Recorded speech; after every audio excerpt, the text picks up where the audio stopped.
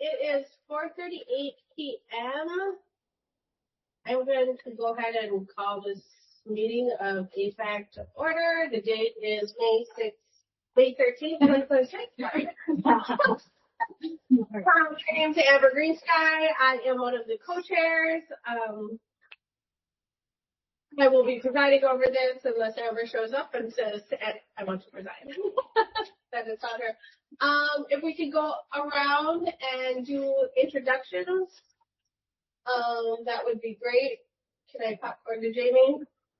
Jamie De La Cruz, American Indian Liaison here at Dunfeld. Parents. I'm a Bojay. I'm a student here at Dunfeld. Dustin Christian, staff, parent, coach. Madonna Owes, grandparent. Emma McNamee, Duluth Tribune. Lydia Schinkel, parent. Do you want to say your name? Sure. Eddie IT, assistant. Jennifer Murray, Pamela Griffin. Don Moen, parent. Zoe Milton, I'm a student at Lincoln Park. There's personal too. Mike.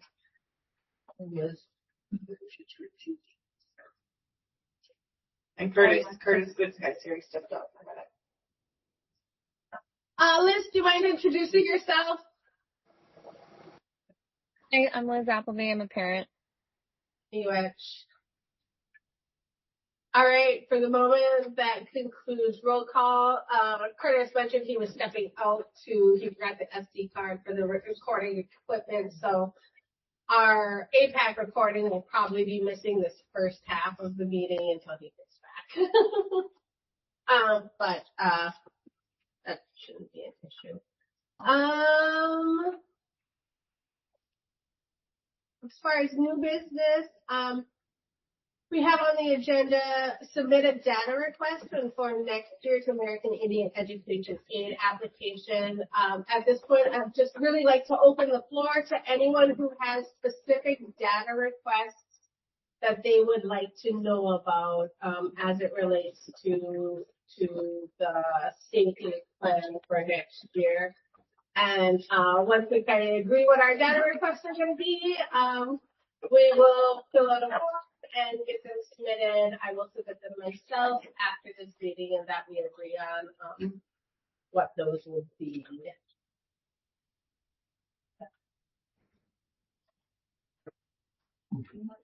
So, I open the floor to discussion.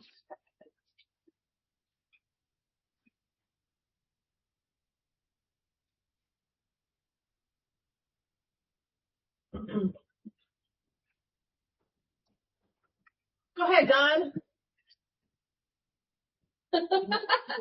Go.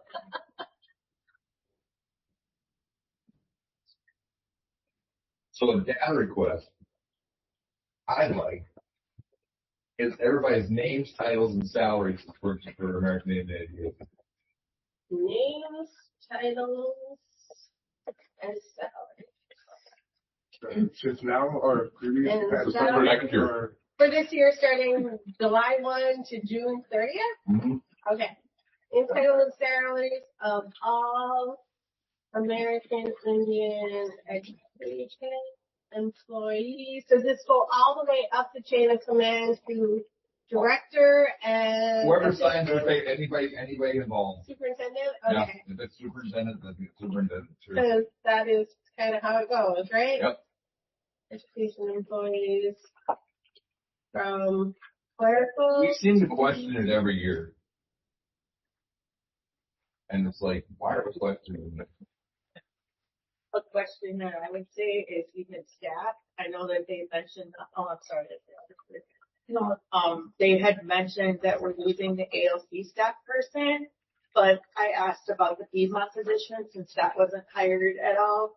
And I was given an answer that won't be hired, so we're actually losing another staff person. But if we can clarify that. Okay. Which staff we're keeping and what sites they're going to be located in.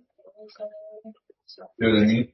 Yeah, just- fiscal year, and that would include, because we did have a PBOT person hired starting in August at some point, we met her at least. And then we have Mr. Bang at the ALC. Okay, for fiscal years from, So I guess to confirm if that's gonna be a position that's rehired or if it's gonna be just.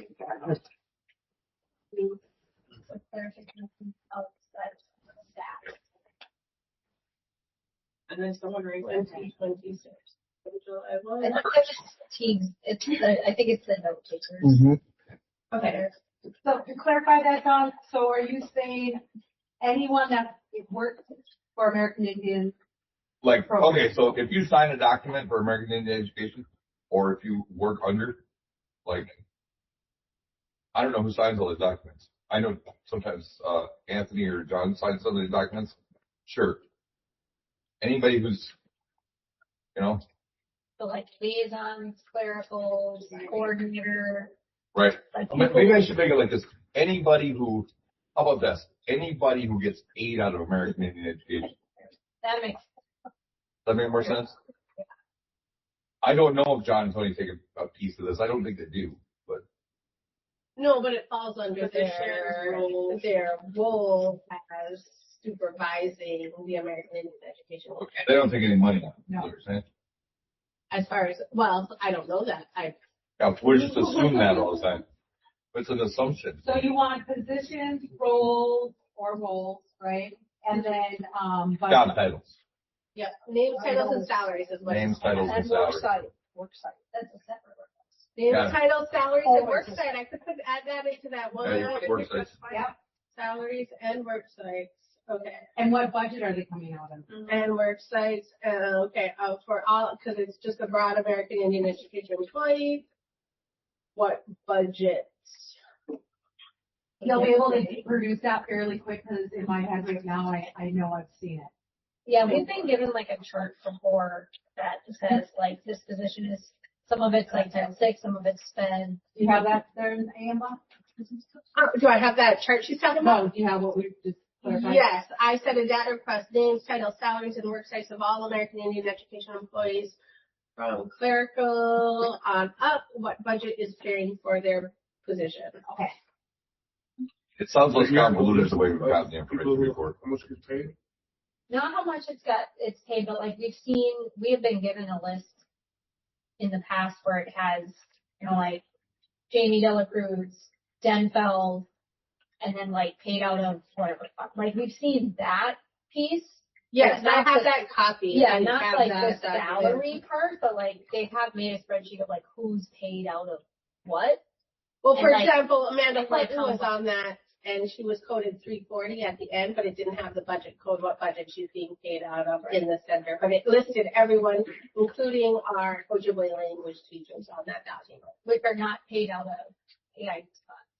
No, As far as we know, like I said, there was That's one what- that had that 340 code on it that we've been going through and doing the application. But it didn't have a specific, grant code on it. 320 is our state aid, 510 is Title VI, and I can't think of what JOM is off the top of my head, but I think it's like 6. I don't know. I don't want to say a wrong number. Yeah, I was going to say, hi. But those are our 3 primary American Indian Education aid budgets. Go ahead, Lydia. I'm just like recollecting, did we feel like it was in August? We had, at the DSC, we had created a pretty comprehensive list of specific data that we wanted to have from the district. We did, and we submitted that data request back in September, and it was actually data for last year's plan. So we can go ahead and ask for all that same data, and it's literally straight off the timeline. Right. Like, could we just like adopt that list as well? Because I feel like we spent a decent amount of time and like really good thought as a group thinking about why we needed this data and how we needed to apply it for students. If we have that list, could we adopt that as part of, in addition to, you know, anything else people ask for today? Yeah, is this the list that you were thinking of? Yes. I think when we reviewed the job description for the coordinator, I brought this list to that meeting, and Marisa had mentioned at that point they had updated that list, so I don't want to portray it any way that is accurate, because I've been told it is no longer accurate. But that is the list we were given at last year's annual hearing for Title VI. What kind of information do you think that we need to assess language proficiency? What kind of assessments are currently being offered? Does anyone have a nice? Yeah, it's just a language seal right now. At the state level, each local district has their own leveling. So that would go under the language revitalization grant.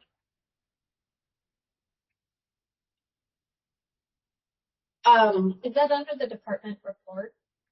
Like, is that going to be when we go down?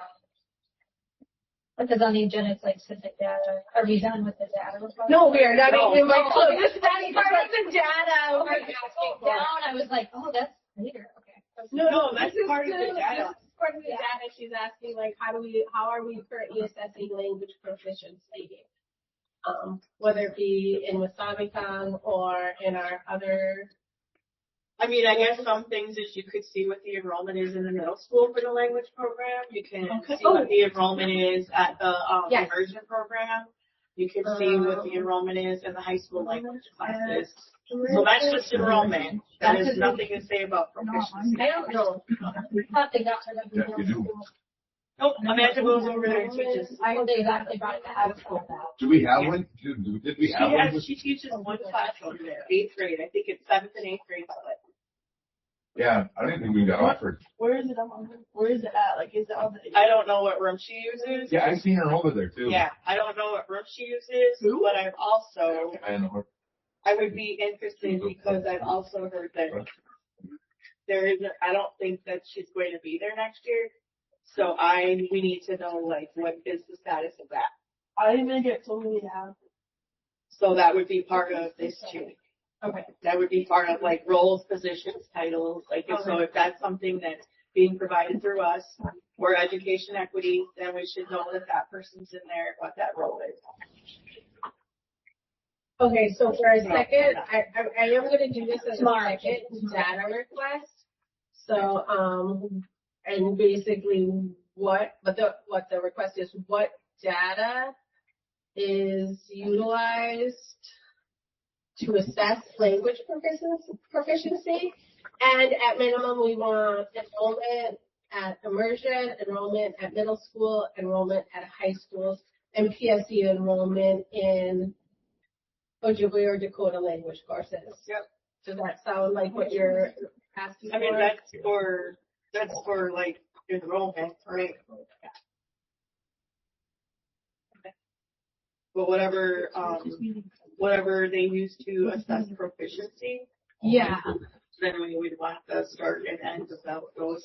Or is it that, is it like emerging, like, what do you got right now? What do you got right now? It really is just what do you got right now. Because if we're at baseline, we're at baseline. Yep. Go ahead, Lydia. I think something that I'm interested in when, like, kind of what Jamie was saying, like, what's at the middle school, like, are there other classes, like, obviously the language is specific to, geared toward, like, targeting our students, so, like, what other classes are, like, specifically, like, the cohort classes, are there other classes at East that are, like, meet that Indian education, or, like, some schools have, like, individual stage development, definitely in the last year. Are there classes that are specifically teaching, whether we're paying for them or not, sure. But, like, what classes are specifically geared towards teaching Indigenous culture and activities and things like that? Like, what do they have in the book? Okay, I just want to read this back to you. What other courses specifically teach or are geared toward Indigenous culture or activities district-wide?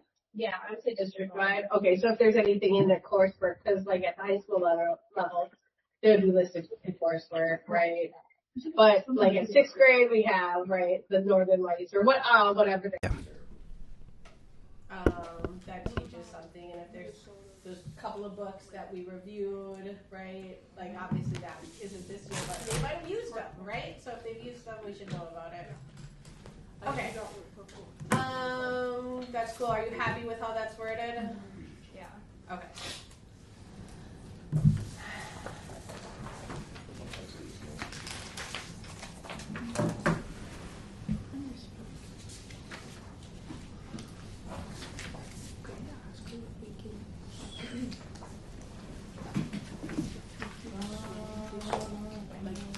So this is going to be data that you're going to request in intervals throughout the school year, correct?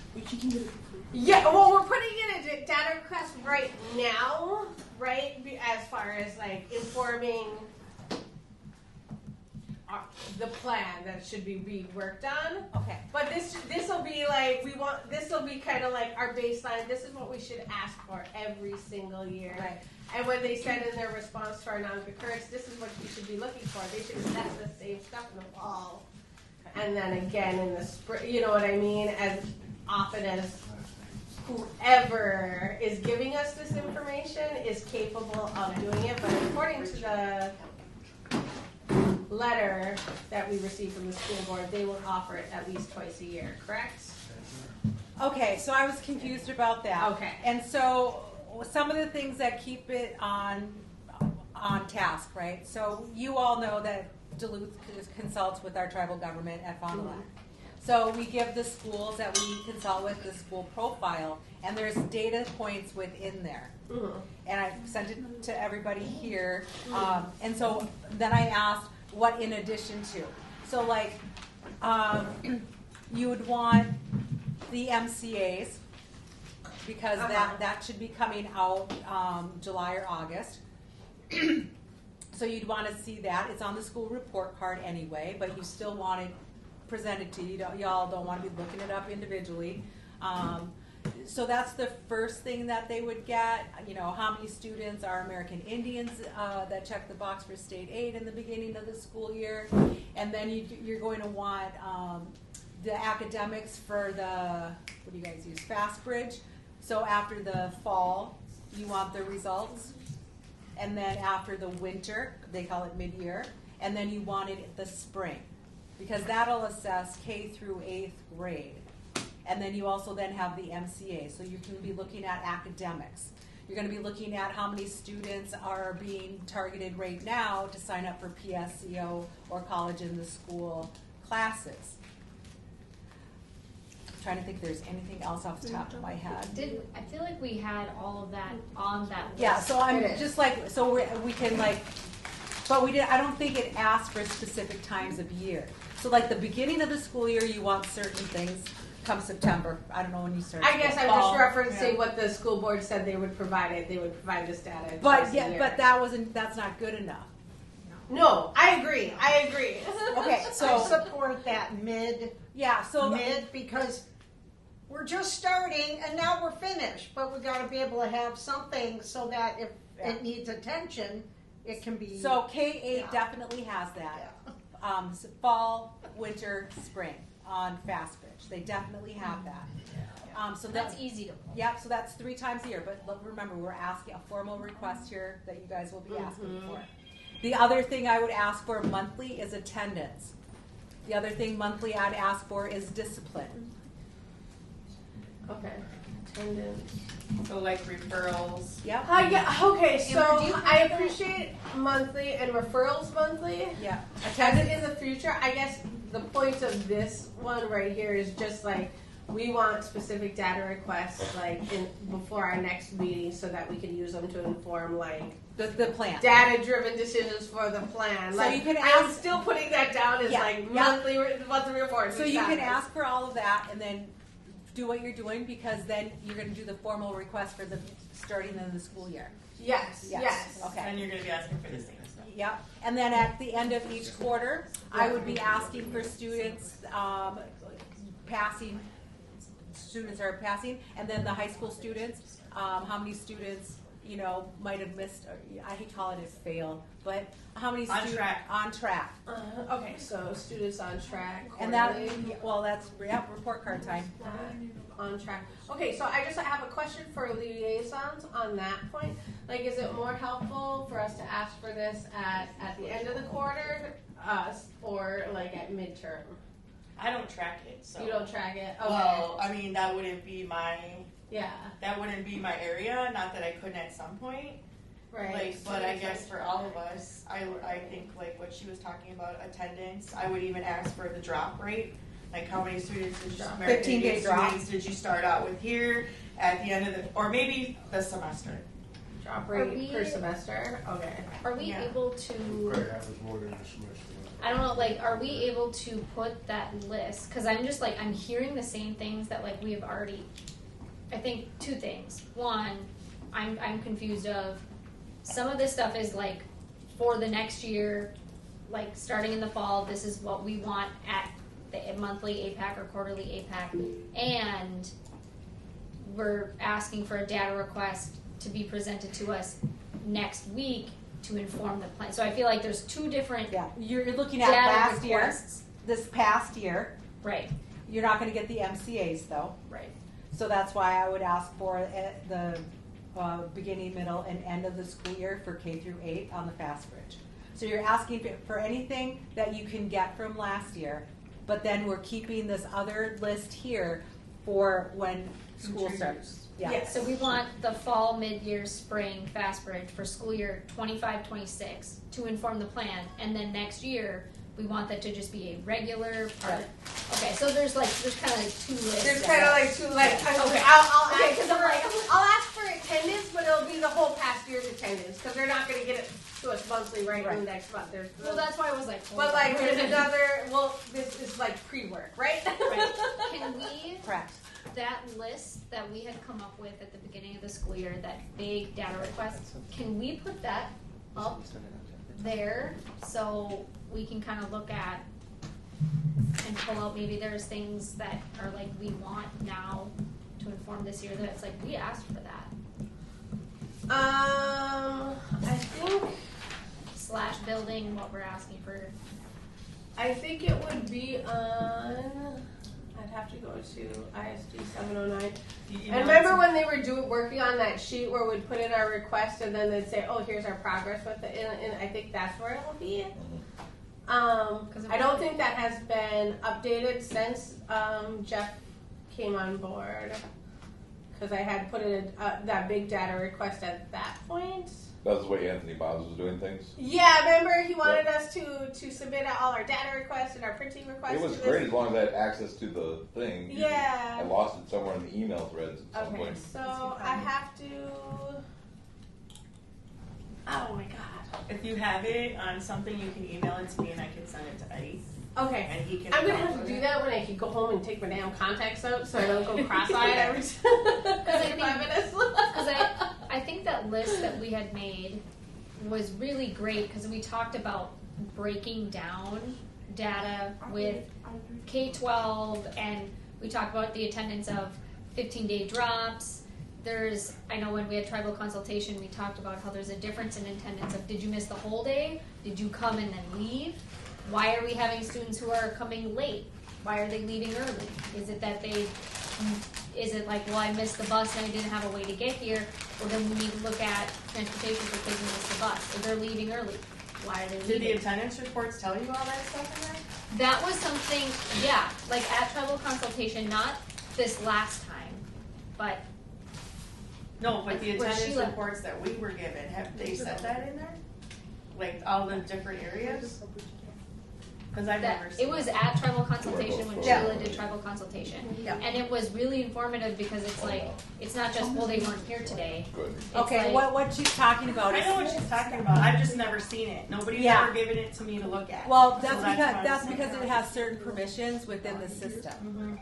So that's one of the things that we had talked about for Duluth to work on when you have a caseload of your students, is having access to that. Because you can go into Lydia's attendance and see all of that stuff as the the liaison. And I had Adele pull that because she's really good with the data, and her and I know like how we talk to each other on what we want. But it'll break it down to, it breaks it down fairly well. Yeah. Because when I look, I don't necessarily get all that, like you're saying. Right. So it doesn't, I mean, the only way I'm going to get that is if that's requested in here Right, and they and- break it down that way. And that's why I'm saying, like, we were really thoughtful when we put in that big request of, like, what So are is the there other different- stuff like now? I guess that's what where we're at. Like we keep that list and now we just think of anything else that we want and add it to that. Okay, Eddie, you have your hand up? Liz says something. Liz says when asking for Okay. test results data, can we also ensure, ask/know which students are in the Ojibwe immersion? Personally, my children are in Masabakong and they test really well in Ojibwe language but in English. And the state testing, they show much lower results. Yes. So, Liz, Yeah, can you for- clarify like what specific testing occurs so we know, so we can have a specific ask, or just like ask generally what testing happens at Wasabi-Con? Like the MCA testing and all the state testing still takes place, but it takes place in, the tests have to be given in English. Yeah. When my kids are kindergarten and third grade, and they're just fully immersed in Ojibwe, so their understanding in Ojibwe language is much higher Yeah. than what it is in the English language. Yeah.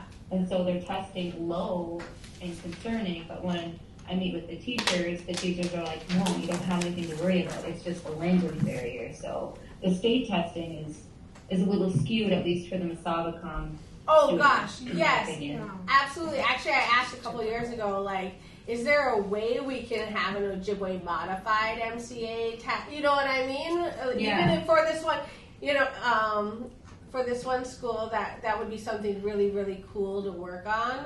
Well, they're not the only immersion school. They're not the only Yeah. immersion school, so that could be a really, really Yeah. novel, like, thing that we do with Wasabi-Con is say we have a kind of like an alt MCA. This would be an Ojib MCA. You know what I mean? We Yeah. call Yeah, everything- because we've learned So how along are the they way giving them their that tests now? they are going to lag in the English because of the immersion. Yeah. Oh, But gosh, then yes. it catches up. Well, we later. don't know. We actually don't know that. Well, So that's we would what have we've to been follow told these that each I know. as a That's cohort what and say like, oh, It's right, not- they it's probably baseless. lagged in Like, the elementary research school, says and you that see kids them in catch immersion up in later middle school, But- but we would need. Okay, so pause. I'm going to pause. We kind of got off. We need to stay on track. We are currently discussing Liz Appleby's data request. I just want to clarify. You want Masabikon specific testing. Their English data, Their English data, their MCA, because they get the MCAs in English, their English, MCA, and then whatever proficiency test and they're doing in. whatever other proficiency Assessment. proficiency testing used. Yeah, because they assess their Ojibwe language too. Right, because and right now, like the Wasabi-Con, right? That started, I think. Emma, next year, their first cohort will be seniors, right? So really, we could, we probably couldn't get it because it's too small of a cell size, but somebody on the internal end could really do a thorough, a research deep dive and make a statement that, hey, yes, this is why Wasabi-Con is successful. We might see those lower test scores on the front end, but that strong connection to language and culture, serves them well, as they progress through school. Is that kind of what you're saying, Liz? Or I don't That want wasn't exactly what I was asking, but I really like the sound of everything. That would be really nice to show like the comparison. Like they may not be testing low down here, but here's where they're at when they graduate, and here's their successes. But I was just saying so that we can know that which students are in the immersion program. So that we know we have a reasoning for why they might be testing lower. Yes. Okay. And then making sure that they go those additional supports as they transition out of immersion and into the regular classroom. All right. Yeah, they get reading support. Yeah, so just making sure, I'm not sure what size, because of the size of those the Indian students, I don't know if we could get that specific. It has to be 10 or more. Data. And the way to get around that is you can group like second and third grade to get more than 10. And we're far enough in that, but just to make sure that we have somebody with their eyes on our Masabikang students. Right. Okay. I just want to jump in real quick. I am here. I'm traveling to St. Paul. So if I jump in, it might take me a second. I'll just fumble a little bit, but so I just might fumble a little bit. So sorry. I'll turn my camera off though. So, Thanks, Jen. Okay, thank you. Okay.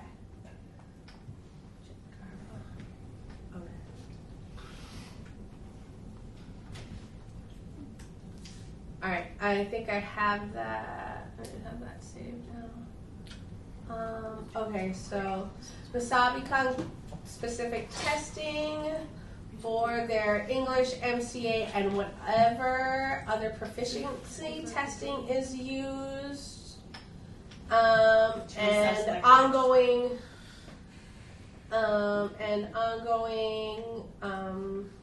monitoring as they transition into non-immersion classrooms. Like, how are they?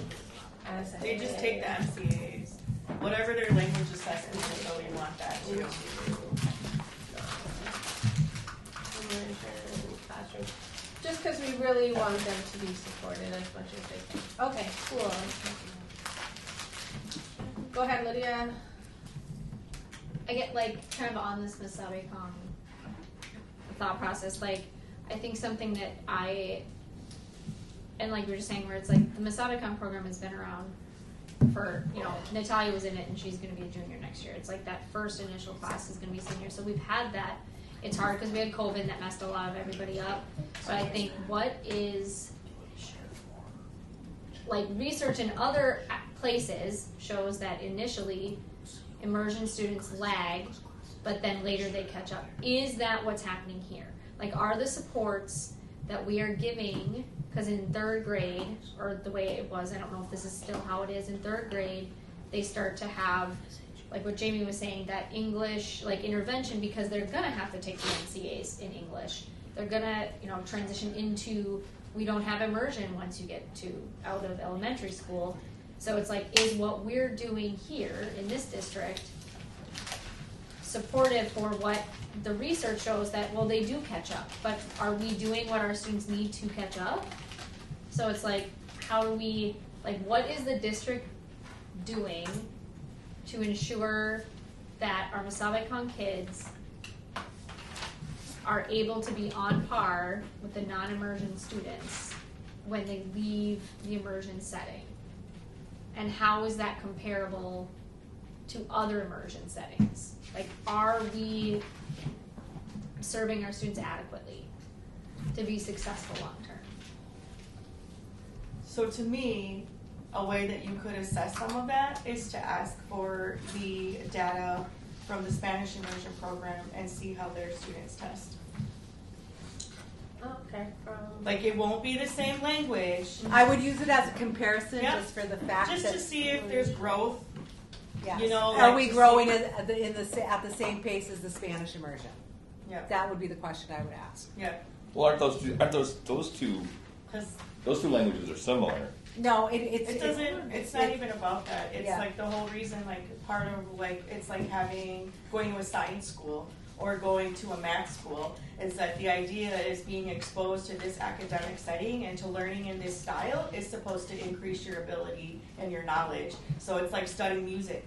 It's supposed to help you understand math and other algorithms. So when we study immersion, there's two things going on here. One is that they want to revitalize the language, but also it's about the perspective in which you're teaching. So this is supposed to, their brains are doing hard work. They are translating everything that you tell them back into English and then translating their English response back into Ojibwe to respond to you. So there's a lot of processing stuff that's going on here.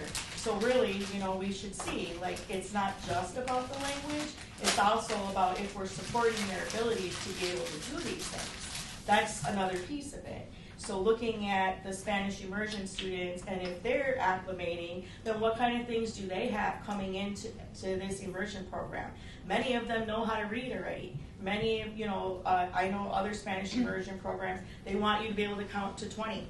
And they want you to know your alphabet and to be able to spell your name to be part of this program, because that's like a standard that we should have. So we can dive into a lot of that more when we know like what some of those things are. But it would be just really good to see, because then we could see what kind of supports they have at Lowell for the Spanish immersion students, and make sure that the Ojibwe immersion students are getting those considerations and things also. I feel like if we look at those two data sets and we go, if the Spanish immersion kids are doing well and then the Mesabi kids aren't, it's like, well, why?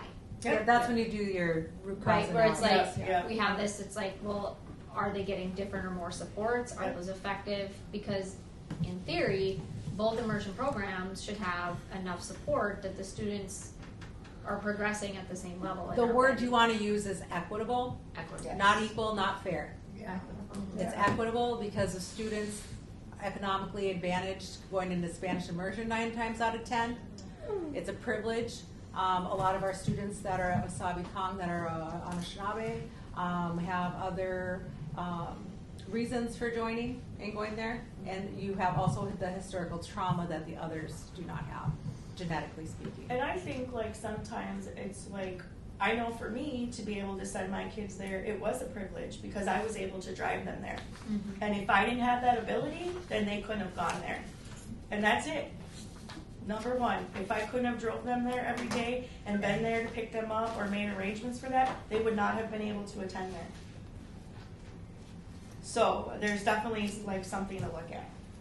But that's what I would request is some of that data for the other immersion program, just so you can look at how successful they are, or what kind of strengths that we could put into the other program or support them with, so that we can find that, equitable opportunity. Okay, so what I put down here for kind of what is going to go into our request is ask for all data collected from Spanish immersion to compare to Misabicon data, with the goal to ensure equitable supports. Does that sound good? Yeah. Okay. Alright. Other things kind of just on the timeline that we're kind of told to ask about: academic achievements, progress towards language proficiency. We already talked a significant amount. Graduation rates, consistent attendance rates was on what we talked about. Achievement and integration implementation. This came up when we were talking about the letter of non-concurrence. We asked how many American Indian students are currently being served by our integration specialists.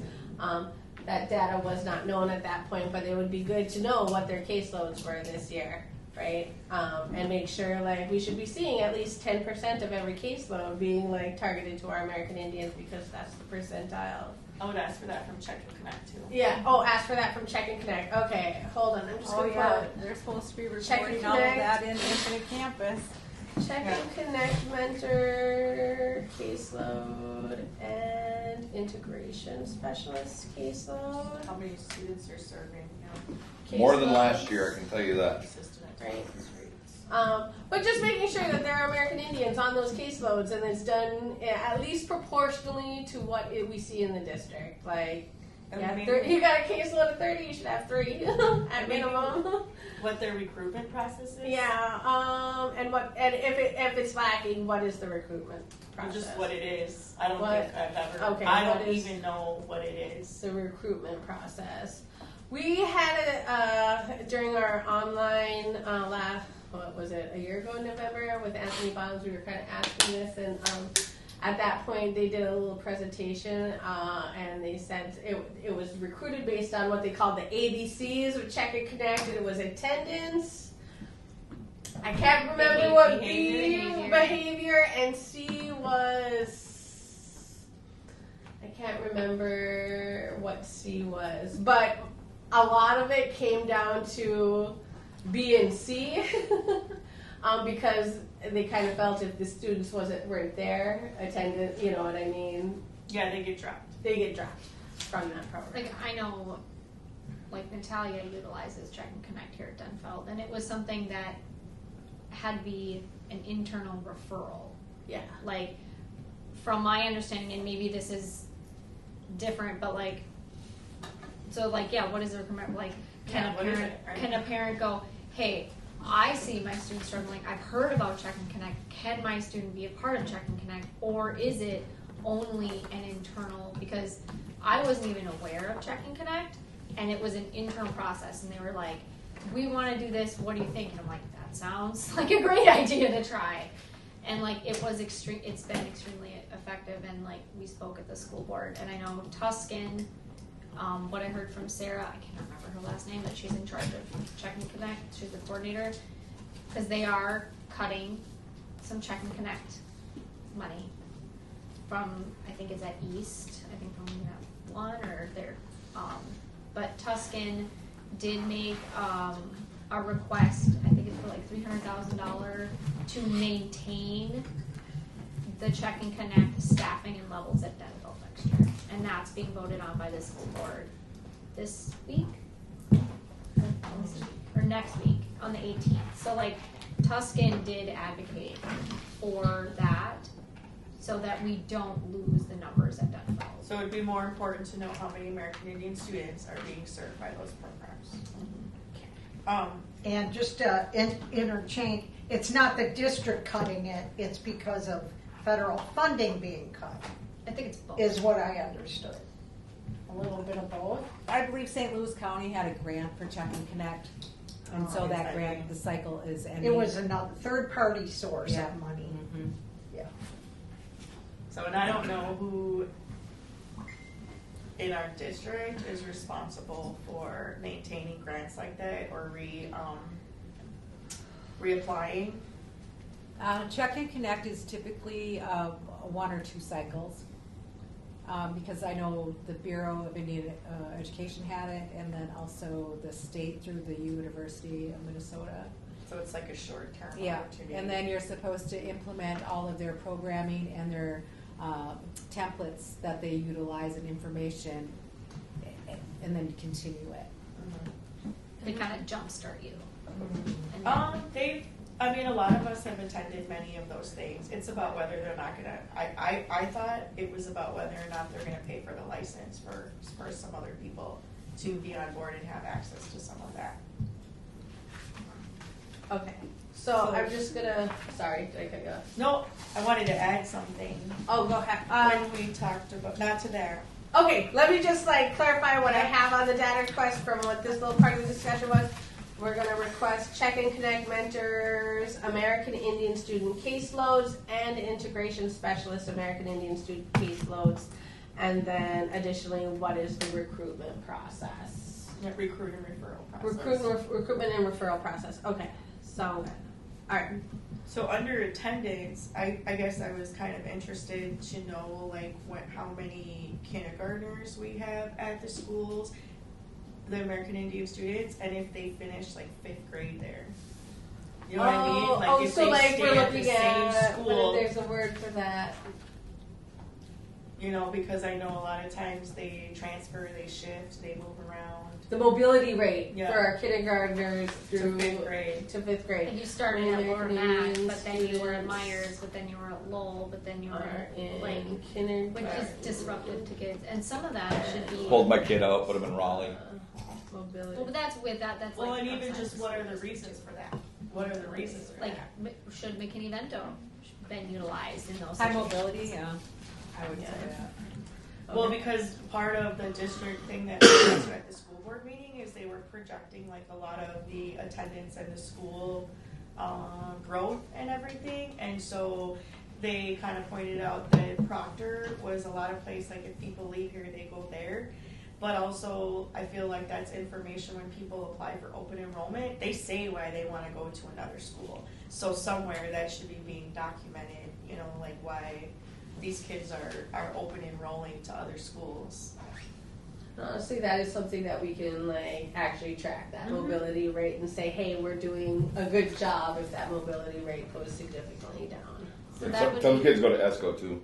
so that would be a data request that's more like, is it realistic to get that for I mean, we next could week? ask, it's something We could that ask is for it. I mean, tracked. we can ask for, but I think that sounds like something that's kind of a long term. Honestly, as well. Wouldn't it be? It's a crapshoot if they're going to give us any data, so we ask for it all and see what we get back. Yeah, because if you do get it all, it's going to be like a week-long retreat on reading it. Yes, exactly. So if they give us bits and pieces, then at least we can check it off and go, okay, we digest it one piece Yeah, but And if they weren't tracking it, now they know that they probably should be. Yes, And they do keep track asking. Schools track it for a couple of reasons.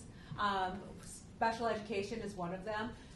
Sometimes they max out on services through the open enrollment, so they can't accept, and so they have to close it. So they do know who comes from where, how, and why.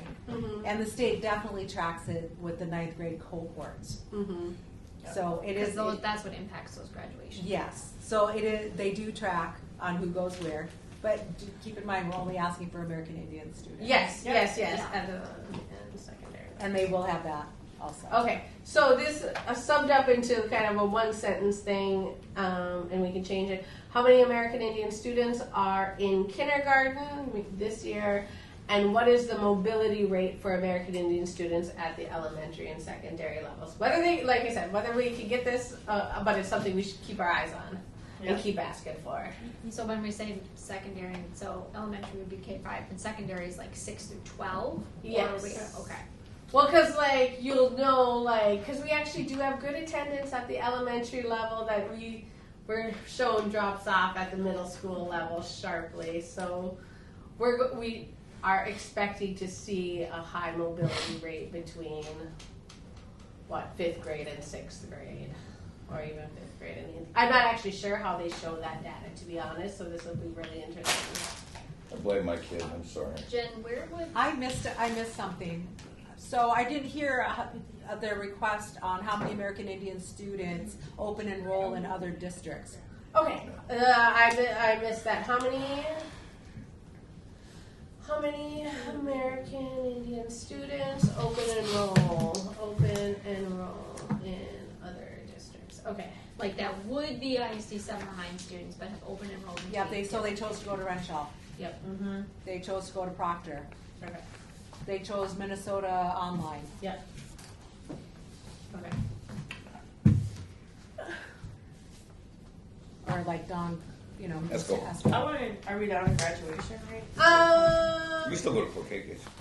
Yeah, if you had something to add under graduate, I skipped by that one actually, but if there's something more you want to add to that. I guess I want to know how many students get dropped from Denfeld and then end up enrolling in the ALC. How many students get dropped from Denfeld and enrolled into the ALC? I would go with each high school. Into the ALC. Yeah. I'm sorry, I just said Denfeld. Right. Yeah. Oh, from Denfeld or East. From Duluth Public Schools and end up at ALC. But I would want to see it broken down by high school. Yeah. Oh, yeah. Yeah. They give you that. Again, I don't know if we could get that data for East because of that if the number is less we than could that. ask. But we can ask. If they say there's two, if the sample That is so give us one number for both of them. Yeah. If we can get it broken down by each school, that would be, I think, best. Well, and here's why I'm interested, because sometimes we have students who leave here and then they're on a wait list to get into the ALC. So if they're getting dropped from here, that increases the time that there's no engagement and that they're less likely to go and finish. And at this point, we don't even know what's happening with ALC. Well, but yeah, and if there's, and then what's going to be our capacity there, and they do have capacity. And from what I know, the new space is supposed to be smaller, so their capacity might even shrink. Which is insane. So it would be very interesting to know. Okay, so that one boiled down into how many students get dropped from Denfeld and or East, then subsequently enrolled into the ALC. What is the standard lag period between the drop date and enrollment? Yeah. Because if it's about 3 months, that's huge. Do we want to say ALC/AEO, or does because those they're are different. They're different schools. They're different programs. Like AEO is kind of like housed or run through the ALC, but it is a different program. But no, they're all programs under the ALC license. Okay. They run independent study, they run AEO, they run ALC. Okay. If they're all under the same, then They're under the same umbrella. if they were like completely separate, then I would want to see that piece. I mean, you can put it in parentheses so there's no question. Okay. What is AEO. ALC/AEO. Independent study. Okay, and Or all ALC programs. No, I think spelling it out. Is well, because then you have ALC school with a school at Denfeld, at Lincoln Park, at East and or Dean, and then your ALC seat-based and your ALC independent study. So do we want to say all? Okay, this is Jen. So the SWS for East is only for freshmen and sophomores. They don't extend it to junior, senior. That's good to know. Yeah, because George, he was in it last year and this year, and he's going to be on his own next year as a junior. So kind of pumped about that, but yeah, so they only do it for the first 2 years. I would want to know how many, I'm just going to say students because I feel like we know we're talking about our students. How many American Indian students are utilizing SWS and at what grade levels? Because that's indicative of another like proficiency. It's like if we have a ton of 7th graders in SWS math, what happened before 7th grade that they're in a more of a supportive setting? And this probably isn't relevant in a way, but we had students who were in SWS classes, and when they were applying for college, they found out that if they, because that's considered kind of remedial, that they would not be able to play at, I think, Division I schools. So it impacts their college ability, like some of the programming that they can do. Can I address that, Jamie? Sure. Okay, I don't think that's the case because the SWS program is run by the assistant football coach who is also the dean of students, and he knew George before he even entered the SWS program from middle school, and he is helping him get recruited, and George is already getting offers. He's ending his sophomore year this year, but I don't think it's going to be any barrier. And just for some context, like he just was academically essentially failing middle school. It was just terrible. And now ending 2 years as an SWS student, he's going to end up with a cumulative GPA of about 3.8. Nice. Yeah, but I'm trying to remember his name. I should know it. I can just see his face, but he's the dean of students and he's the assistant football coach at East. And I don't think there's going to be any barriers for a college scholarship. Okay. So I think clarifying. Do you know anything about that, Jen? Can I just add one other thing too? Is the SWS at East, they are the same classes as the core classes are the same academic rigor. It's just a smaller class size. And like George, there's more accountability. Like he sends home weekly what his grades are, what his goals are. And so there's more kind of one-on-one attention because the class sizes over there are huge. Like they can be almost up to 40 students per class. But the classes are the same as out in the mainstream classrooms.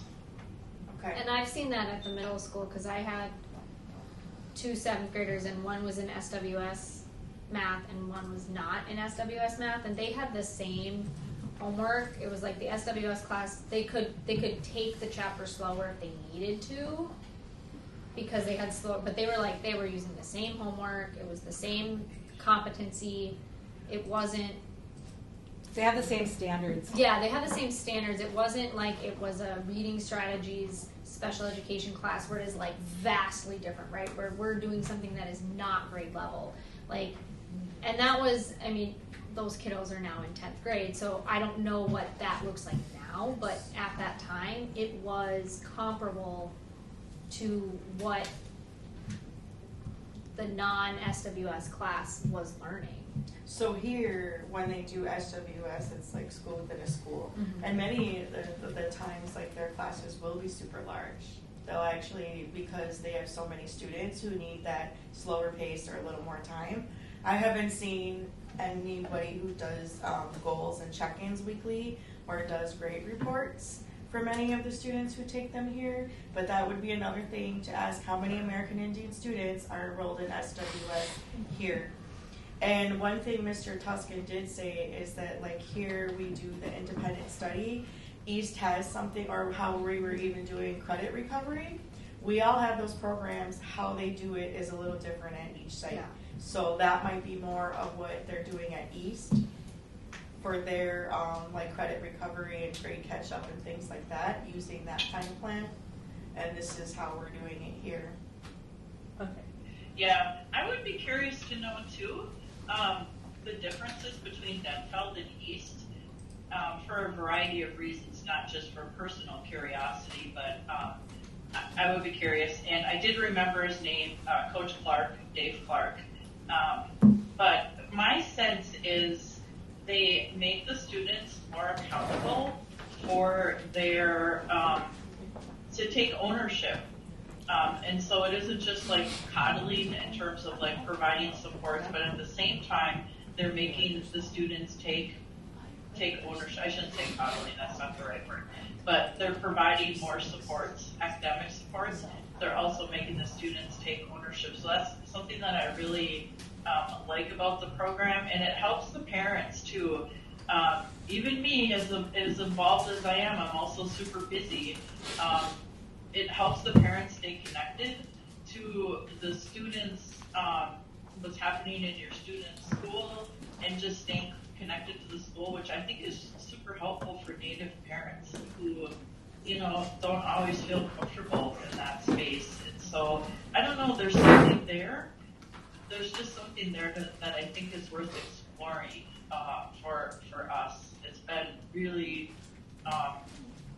just really great for us, you know, for George to go from essentially failing middle school to now almost a 4.0 student. And like, he told me today he got home from school, he's like, well, I'm bored now, I don't have any homework. You know, and he goes, I wish I had homework to do.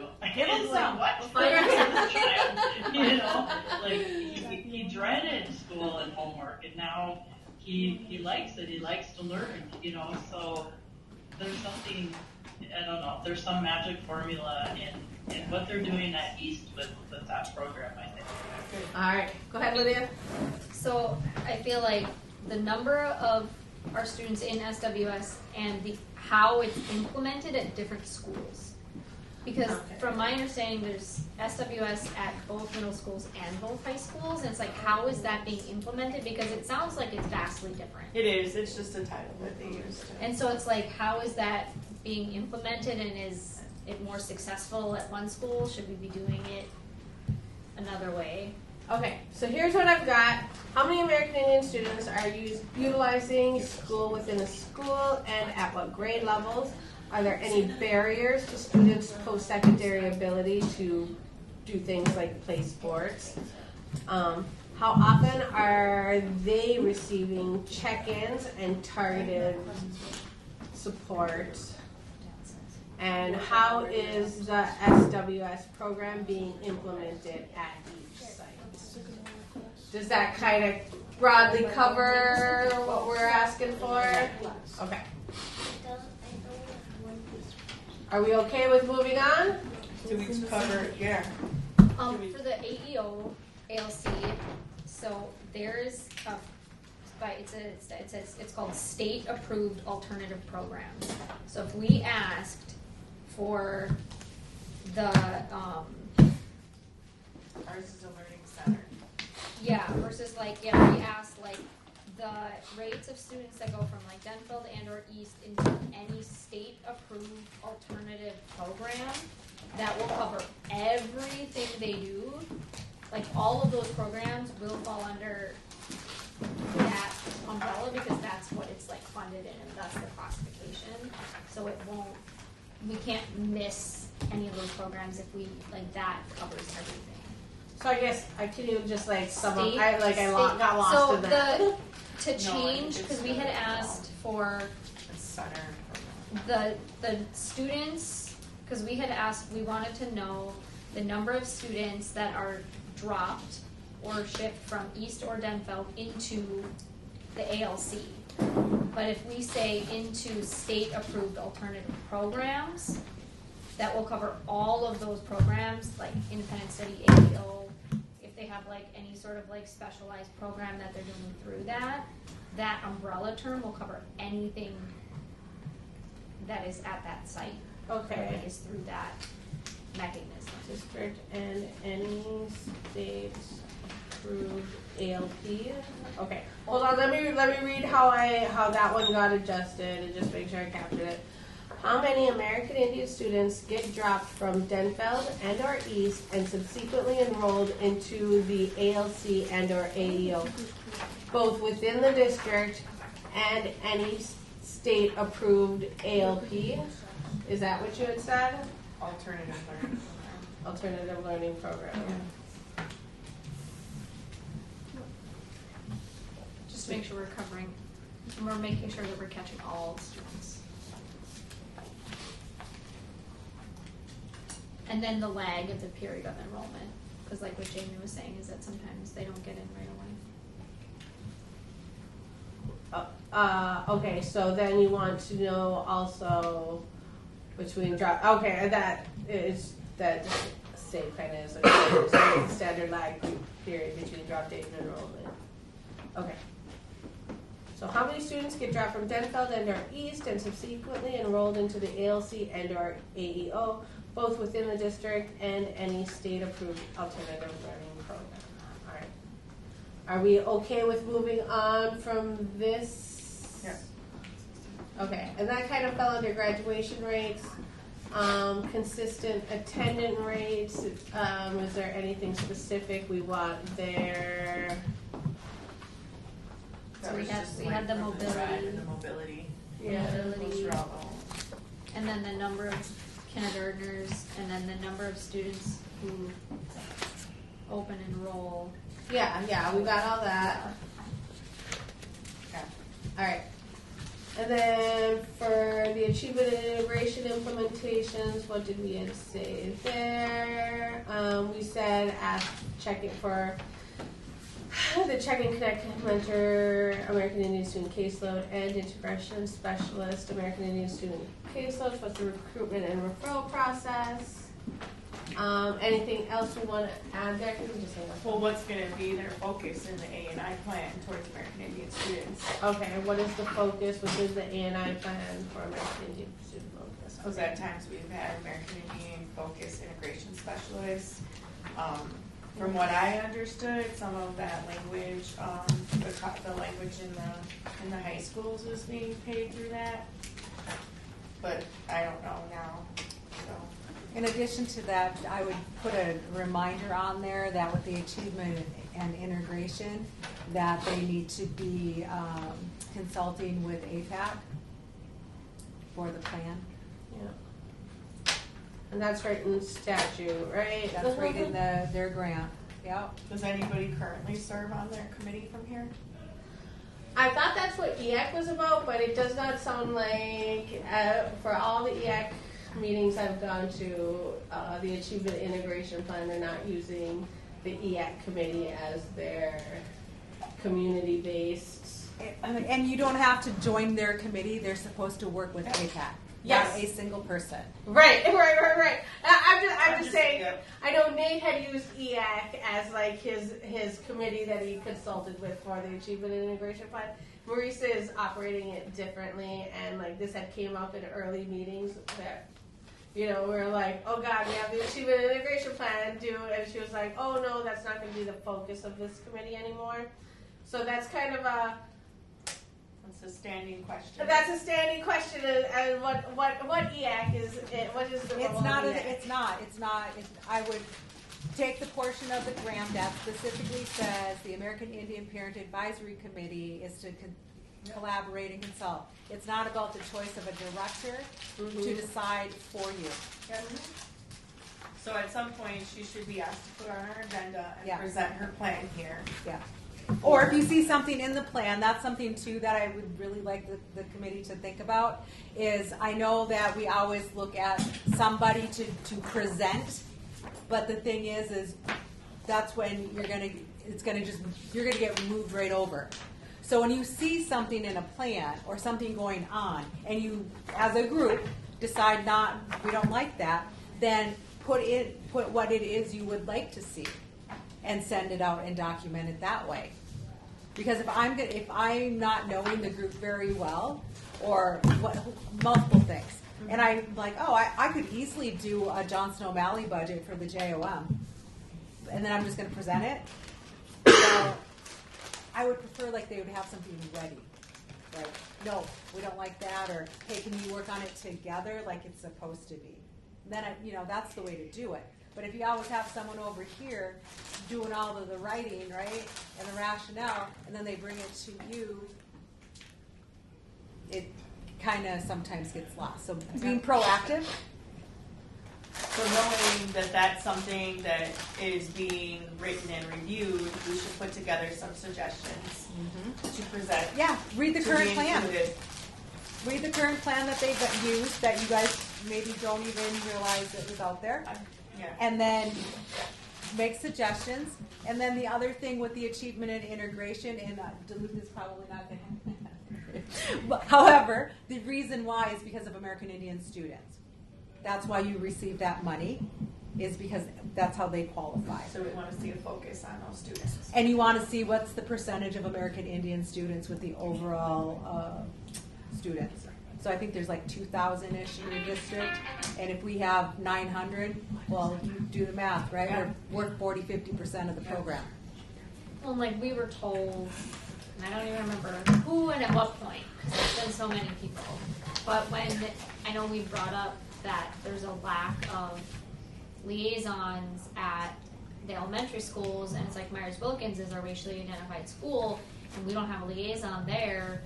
How are our students' needs being met? And at times the response has been, well, the integration specialists serve our students as well, and so they're getting their needs met through the I-specs. But it's like, well, what does that mean? What does that look like? How many students are, because they're not only working with our students, they're also working with other students of color.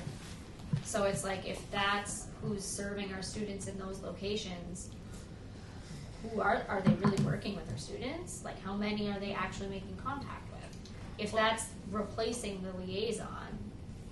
Okay. So it looks very different. I just have to say, it looks very different, like even how I-specs do it. Like here, many of them are very academically focused. And in the elementary, it's all like social, emotional, and learning support, or kind of that mentorship. So that doesn't have anything to do with their academics. Or the cultural. Or the cultural piece at all. So that would be a big question, what needs are being met then by this person. Okay, so we kind of have that already in our data request check about integration specialists, American Indian student caseloads, what's the recruitment and referral process? I added on there, what is going to be the focus of the achievement and integration plan for American Indian student interventionists? Does that kind of cover what we just said? Say that again. What is going to be the focus of the achievement and integration plan with respect for American Indian student interventions? And what percentage of American Indian students are represented in that, in achievement and integration? What percent, say that again, what percentage of American Indian students are represented under achievement and integration? Students are represented under achievement and integration. Okay. And then the second part of this discussion was, how is AIPAC being collaborated with as part of the achievement and integration planning process, right? Okay. Okay. All right, so that's what we got there. Any other discussion on achievement and integration? All right, moving on to Title VI implementation. I just guess we'll, give us a rundown of, because we didn't have, well, we were told at last year's grant approval that it was all going to salaries. At this point in the year, we have heard nothing on how our Title VI funds were utilized for this school year. Right? We have that whole salary piece, right? Moving forward, it looks good. Moving forward, but we're talking about what was implemented as part of Title VI this year. Last year in May, our Title VI approval plan, we were told salaries, 50% salary and fringe for coordinator, 50% salary and fringe for clerical, 100% salary and fringe for a Title VI liaison, who we were told was Jamie, and then the rest of the grant was the 8% allowable, what is the word for it? They're allowed 8%. Administrative. I don't think it was called administrative, but it's like overhead expense. You know what I mean? It's their indirect cost rate. That's right. 8% indirect cost rate, and then the rest went to salary. So there was actually 0 for programming, but we did hire a coordinator for, let's just say, 7 of the 10 months. Well, they can run the. They can run it, and basically we just need to know what was spent out of the Title VI funds that went to programming. Yeah, a budget breakdown, right? And how much is Christmas in July coming out of that? Yeah, or if there's well, because that has also a June 30th spend down date. There was a committee, or that was for AIPAC, because I know we've talked about a subcommittee about to create like a list or like different ideas of what to do. I think that happened a couple meetings ago. Yeah, I have some stuff too. Nobody. Yeah. Just like a budget with breakdown specifically for this, right? Yeah. Title VI. Specifically Title VI. So there's nothing we need to vote on or anything, but just like, here's the money you had to spend. It did get spent on this objective, which was that salary piece. This is where it did get spent on, right? Just so there's no surprises come July 1. Same thing for JOM implementation. We have a little bit of data we'll go over tomorrow at our JOM meeting. I did have a JOM finance meeting, so I have some stuff developed into a spreadsheet on what we spent. I'm sure we can put together a Zoom link for you. All right, I'm definitely going to need a Zoom. Where are we meeting? Laura Matt. Oh, that's right. That's my calendar. Are we getting food? Yes. I would hope so. we're having sandwiches again. Oh, I thought. Maybe I'll bring the kids. Oh wait, I thought you said spaghetti. No, I just said I told her sandwiches. She was probably supposed to be spaghetti today, but I'll work on it. I'm kidding. I'm kidding. Well, for like Sammy's. Olive Garden for a while. Sammy's spaghetti. Oh, Olive Garden spaghetti. All right.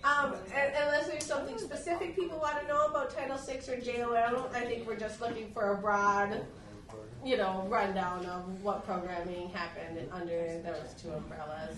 Not looking to approve or just debate. just the facts. Just the facts. Title VI would be awesome to have an end of year like incentive to fill out forms. That's kind of what we were talking about in the beginning of the year. Do a big barbecue and have a bunch of prizes. Yeah, in order to get your food ticket, you have to fill out a form. Yeah. Yep. Have someone sitting there. Oh, you have your form. Here's your ticket. Yeah, they're already on the list. Cool. But if you don't fill out this form, right? Well, it sounded like the amount of money they had left over, you could buy like 50 PS5s or something, you know. Whatever. PS what? PS5s. PlayStation 5 for gaming system. Yeah. Oh, We talked about doing it at the Right. Such a punk. Our last thing. Let's go then. Okay. Punks in the park. Yeah, that would be a really, really good thing to do. Human blight. Sorry, Don. Do you have something to say? I just got all kinds of things to say. I think, we had rundown of the things that we'd like to see for Christmas in July? That was a couple meetings ago, yeah. Did I miss that one or something? I might have left early. Yeah, you left early. I'm leaving early today. If there's anything I need to vote on, vote on. Nothing to vote. I don't think we have anything really to vote on today at all. Did we have a subcommittee established for this? Actually, no, we will have to vote on, that, and then we'll actually have to vote on, do we approve me of sending out a data request based on what I repeated back to us tonight? If Dawn leaves, do we have additional time? Yes, we only need 4 parents or caregivers and chair to preside. You. Ooh, Curtis is number 4. We got it. And then we got Then Jen there's no and- question, and we got Jen and Liz online. Okay. We have plenty. Well, I'm We gonna skip don't out need then. you now. No, Fine. it's fine. Then I'm just gonna go. I gotta go because you just get what you All right. want to get. So, moving, are we okay with moving on? Any objection to moving on? Additional title funding streams used to support American Indian students. This is where we would have Title I, Title II, and then I think I remember seeing Title IV on the consultation paperwork. And actually, you should see Title III on there because if you are actually building Ojibwe speakers, then they would have a language difficulties, so they should actually be able to apply for the Title III funding. Okay, but I don't think they currently do they? Some of them do. Duluth does? Probably not Duluth.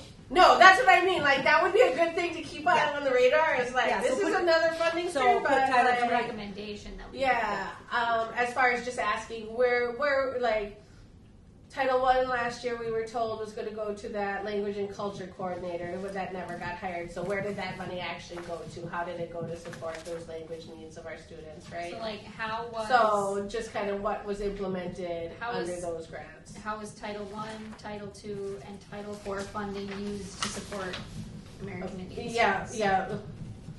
Used to support. And I know, like, they had several professional developments. Like, I think I heard of at least 4 where Ricky White came and did some things, right? To support American Indian students.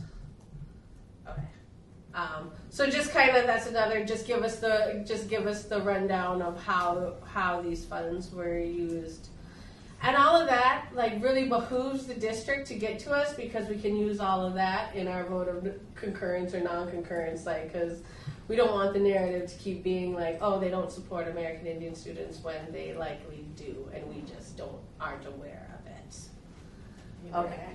Can I make sure I see this correctly? Okay. So I'm seeing in Title I, Part A, they're actually saying that they're having an Ojibwe immersion curriculum coordination. That's what they put in that paperwork, but last year, as part of their Title VI plan, they told us Title I funds were going to be used for a curriculum, Ojibwe language and culture curriculum coordinator. So that's where the disconnect of what we're told at one meeting and what gets told at tribal council are two not necessarily the same pieces of so information. I would definitely request clarification on that. Yeah. And I'm seeing it from our tribal consultation. Okay, I'm like, what page are you on? Oh, well, with all my mess here, I can tell you all of the different part of that person's role. This is my copy. Okay. But go ahead. Make sure I got everything from up here. Oh, I was just saying, like, that was a big part of that responsibility that they said that person was supposed to oversee the cohort. They were supposed to unify language from the high school teachers and the middle school. They were supposed to work on recruitment for the middle school and the high school. And we did have someone in that position for 1 year. Yes, for last year. And I mean, that comes from here, and that's what they told us last year when we were approving the, when they're doing the coordination of services part of the Title VI plan. They said, oh, we have this Title I set aside specifically for that coordinator position. And then their other job was to oversee Masabi Kong and be like their principal. Yeah. So, and then I think some of it might have even been to be an interventionist. Because what the Spanish immersion did, I'm like, holy smokes! It was a big. Who is this person and how are they licensed? Well, it was Akwayashi, is who was in that role, and she was a licensed teacher. Okay. And a first language speaker, for the immersion program for Spanish immersion, that coordinator was a coordinator / interventionist, and so a big part of her role was to create the interventions and work with a group of Spanish immersion students. She wasn't the only one doing interventions. They had a couple other people too, but that was her part of her main role, is to coordinate the program and to provide interventions to students. because it started in this role, this culture and language coordinator came out of when there was Masabi Kong and Nueva Vision was just starting. Crystal, I can't remember her last name. Crystal Goldman was the immersion liaison, immersion coordinator, that she was kind of coordinating both programs. And it was this is not equitable because she has Spanish language. She ended up being mostly for them, and it was well, no, she wasn't.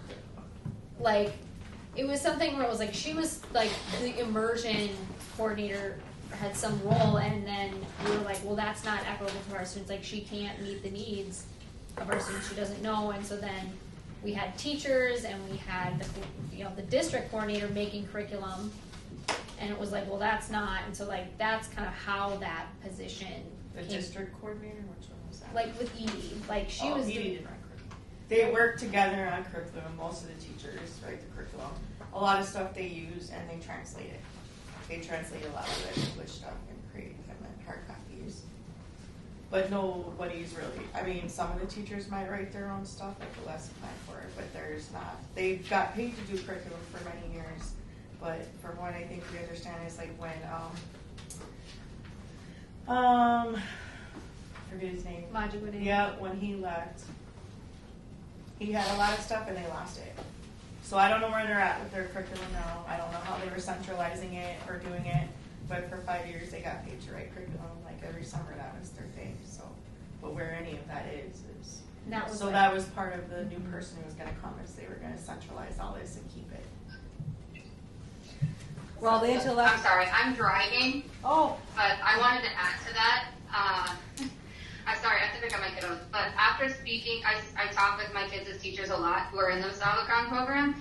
And you're right, they used to get paid for it, but from what I understand after talking with my kids as teachers is that they no longer get paid for it, and they spend these countless hours translating everything. And then I know at least the third grade teacher, well, she's second and third grade teacher, Anna Kodekwe, she writes her own lessons too, and she also helps other teachers do it. So I don't feel like they're getting the support that they need either.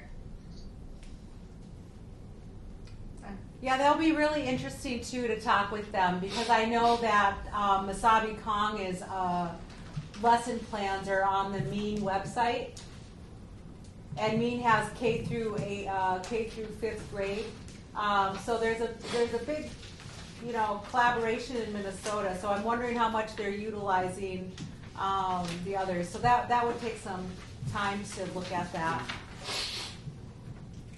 But that's a big need. It's a need. Oh yeah. Yeah. And then and the previous stuff, and I think a lot of this happens in Ojibwe country too, is that people think that since they create something they own it, But according to Duluth's intellectual property rights is when you're paid to do something, that the school district owns it, just like the reservation. So I guess I would add that to the data request, maybe like how the curriculum for Wasabi Kong is being supported, how much money was invested, how much time they put into that, so that that can be recognized, and that at some point it should be a line item somewhere when they're doing curriculum and instruction. I liked everything you said, but I got lost way back. I got how is curriculum for Wasabi Kong being supported? Yep. Created, paid for, collected, selected, collected. Oh, collected. You remember distributed. And Collected and distributed. Okay. Yeah. And like maybe even how much time they spend on it. So because that should be something. Yeah, that could even just be kind of like how much time. Curriculum and instruction, that should be like noted. How much time is being dedicated to curriculum and instruction, or curriculum development. Being dedicated to curriculum development. Okay, let me just read this back and make sure I got all the important pieces. How is curriculum for Wasabi Kong being supported, created, paid for, collected, and distributed? How much time is being dedicated by Wasabi Kong staff for curriculum development? Right, and even if there's like a financial, or what's our financial investment, or what kind of budget do they have? Because that should be something. Has been the financial investment? How has been the financial investment? And what's their budget for it? What is the budget? What is the current budget? Yeah, okay. And maybe even, but even at that under, point, like achievement and integration, like what's their plan for that? Like what kind of curriculum development do they? Okay, A&I curriculum development, and then. Too much.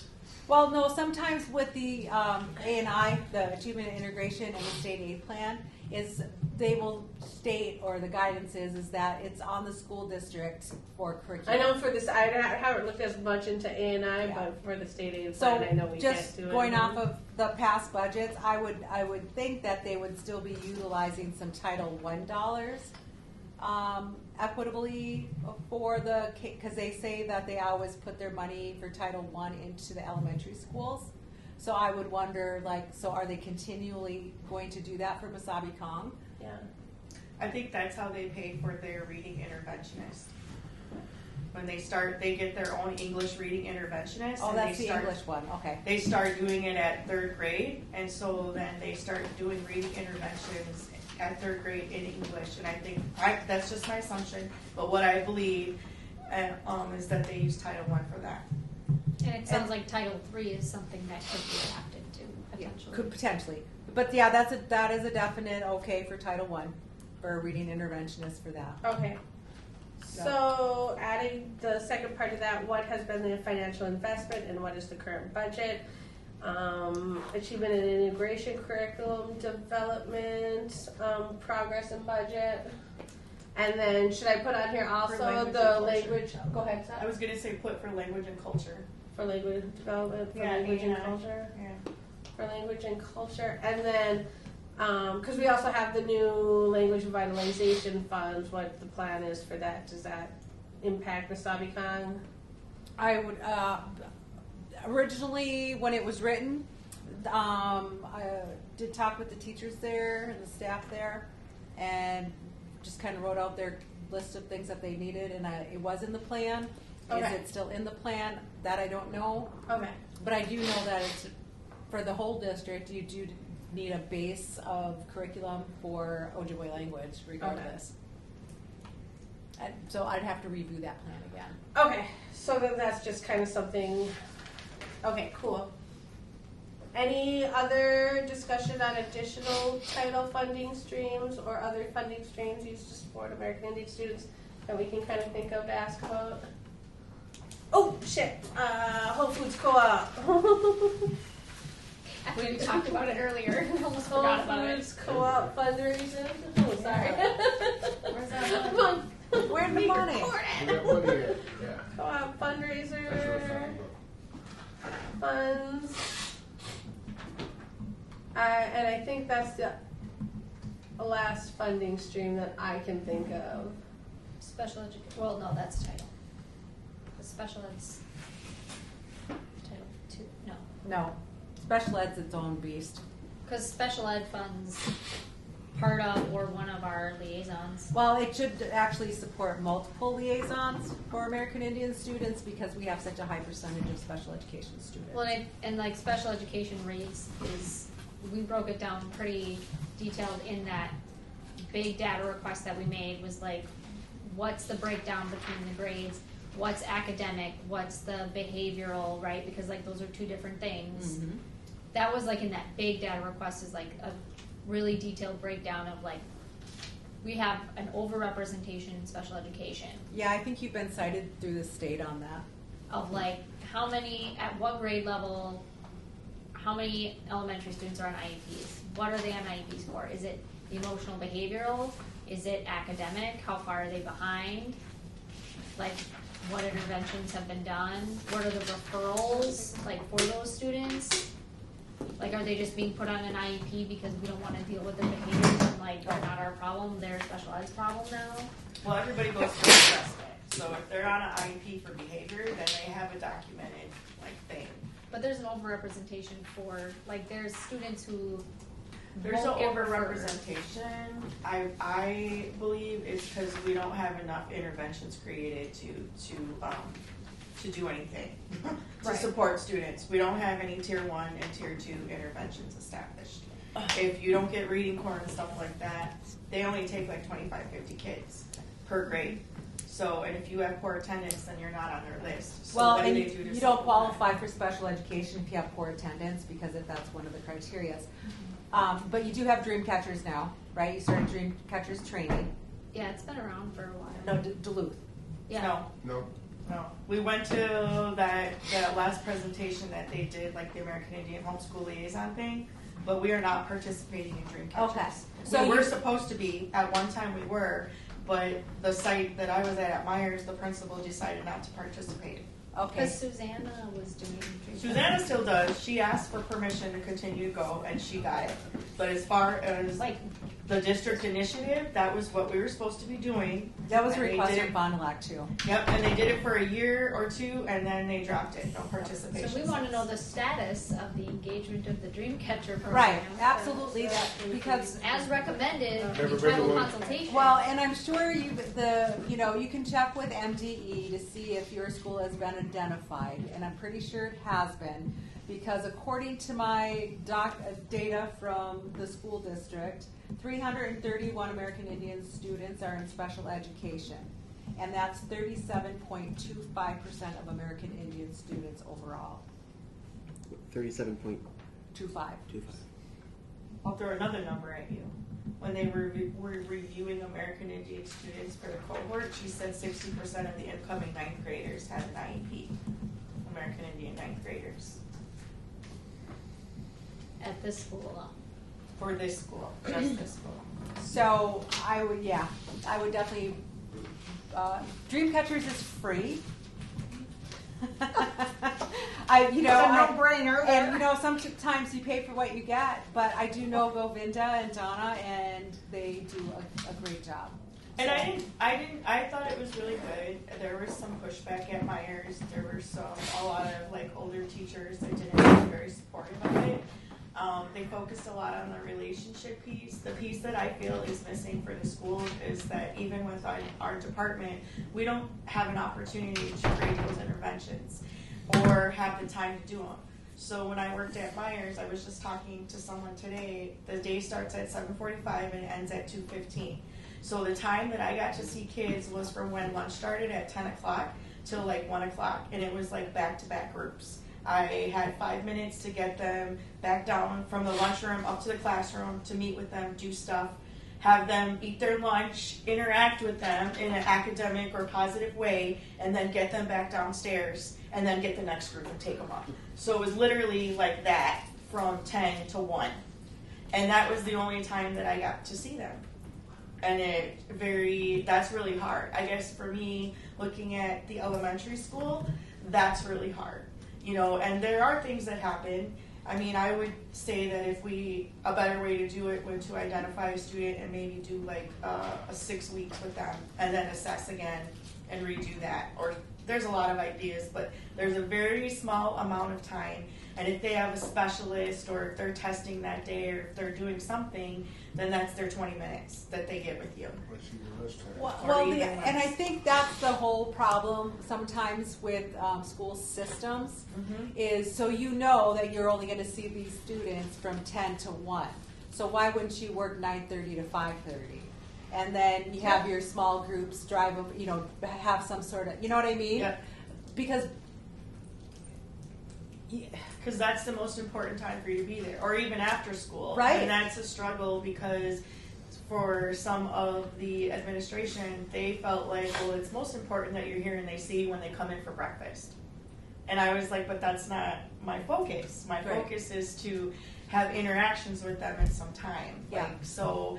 That's where I think where we get frustrated with explaining what our role is, what our job is, or even how we do that. Yeah. But they very much, because we're in that para, they think of us as all these other paras in this group. And so your job is to be here in the lunchroom to support that stuff. So they get stuck in this idea in their head of what that is. Administrators.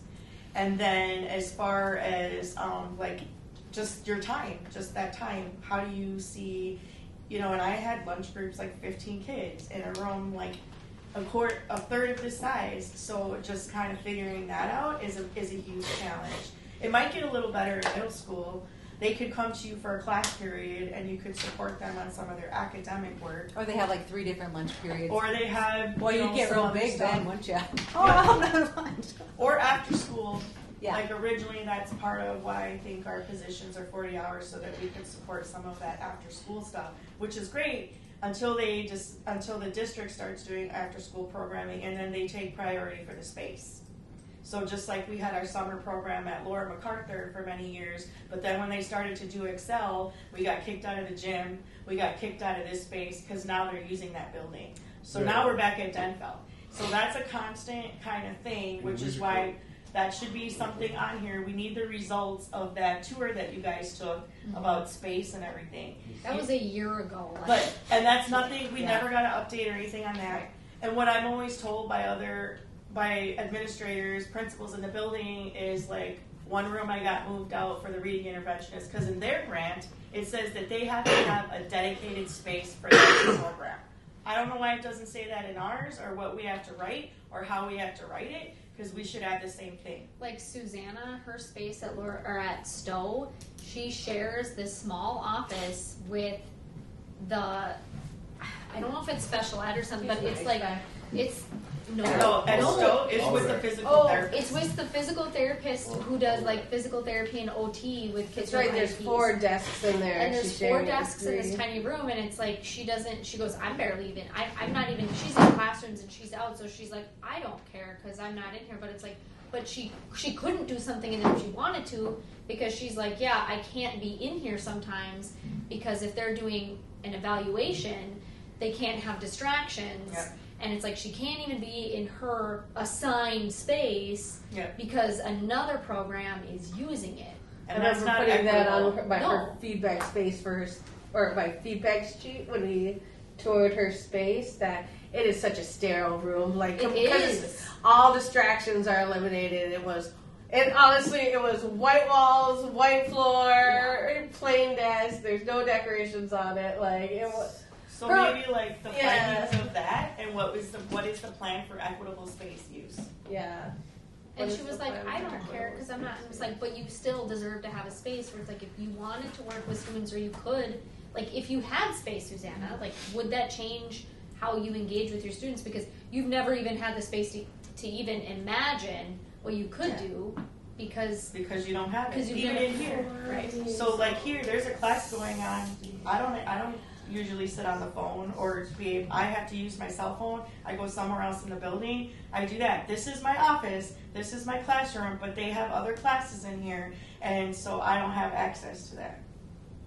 Or so how does that work? Or like Bug's space at East. where it's literally a closet that you can fit 2 people in. It's like in the music hall where like it's not quiet. It's not. Oh God! And he had 3 students he was serving that day. So, just so you all know that our meeting, the meeting's invitation, okay, it said 4:30 to 6. Yes. And so Eddie will have to leave in. That's right. Okay. I can sign on again, but that's 6:30. Okay, you go ahead. Okay. So update The on the last, school tour. yeah. The last thing on here is status of the American Indian Education Aid budget and expense sheet, and that is for this year. And that just kind of has to be presented. What have we spent and what have we spent on, right? I feel like that's pretty explanatory. Yeah. It'd be nice if it was. I would like it if it was presented based on kind of like events or programs or school sites. For example, like what specifically we've done for the cohort or for, you know, our Lincoln Park middle school students or you know what I mean? I don't know how many, because we have had some big events where like, what did we spend for what is it, Indigenous Peoples Day or Red Shirt Day or Orange Shirt Day? Go ahead.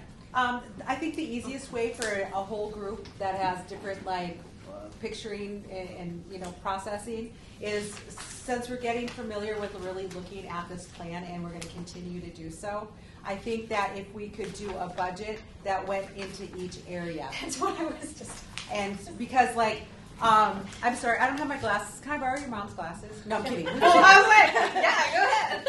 So that's what I was going to say is like. So if we go to page 7 and it'll say MIA conference. Yeah. $25,000. Yeah. What did we spend? Yes, exactly. Right? Exactly. So this is in black, the ink is in black. So normally what I would do like for our school board is I would put what we spent in red so they would see. You know, I'd put a plus or a minus so they could see from the black to the red so they knew the difference. It was easy to get your mind around it. And so then you have the SAT stuff. You know, did we spend anything on that, or should we just purchase books for future use? So it's a So like how many students actually right. like. And We're I feel asking what we spent. Oh, yeah, for the budget. And yeah. So I think if we went through each one, and then on the sidebar is have what we've spent in salaries. Yeah. Because that's like something we don't. It just comes out automatically. Right. Okay. Yeah. Would that work? That would work Okay. just fine. So how do we want to phrase? Or, I mean, is that something we would want? Are we wanting to have the district bring us the budget, and then we say, okay, this is how, or do we want them to come to us and say, here's a copy of the plan, and then they write, this is what we spend, or Yes. they come to us and say, Here's this the is what copy. we said. Lydia, you're in charge of the finance. Our group, our AIPAC decided that we would like a breakdown in each area. Look, for example, MIEA, did we really spend $25,000 or did we spend a little bit more or did we spend a little bit less? And then they can see the numbers right here. So it's not like anyone's making up anything. It's clear enough. Okay. Any other discussion on data requests? Hearing none, let's go really quickly to the request from the Stavathon. It says, Masabicon always has had an end of the year celebration for our programming. I'm on. She only brought the one copy. So okay. I only have one copy. I'm sorry. Oh, okay. I should reach out to. I'll pass it on to you after I read it out loud. I'm wondering who I should reach out to about funds. I looked into t-shirt orders from Big Frog Custom T-shirts. We placed an order with them last year, and that cost would be about $1,200. We need to know by this Friday numbers to get the order placed. We are planning to have a potluck similar to last year here at Lowell. Is there funds to provide extra foods and drinks? Okay, and then there's a part 2. I mean, minimum we are asking for $1,200 for gifts, around 83 shirts. Maximum, we are asking for support with meals and 5th grade graduate gifts. $3,000 for food, catering, and event space. Some quantity for 3 ribbon shirts and 3 ribbon skirts, 3 for Native students and 3 for non-Native students. Currently, Massabi-Kong demographics are 42 out of 76 students. I assume they mean are American Indian. 55% of our program being Indigenous students. Miigwech. And this came right from Massabi-Kong? And this came from Beishigo-Ganivik. Okay. So I guess my first question is, given the fact that we know it's a mixed program, is that acceptable for state aid funds? You can do food. We can do food. Okay. You can feed the people because, you know, that's an event. Yep. The t-shirts, probably not. We could do it. Could we do it proportionally though for those 42 instead of 83? How much was the food ask? The food ask was $3,000. Should we just vote on that first? No. Okay. Well, I guess I'm having a hard time because I went last year and they had a huge potluck, and people brought all kinds of food. And I offered to give them what we had left from our feast here when we had stuff, and they didn't take it, so they didn't need it. Okay. I had extra things for the spring feast.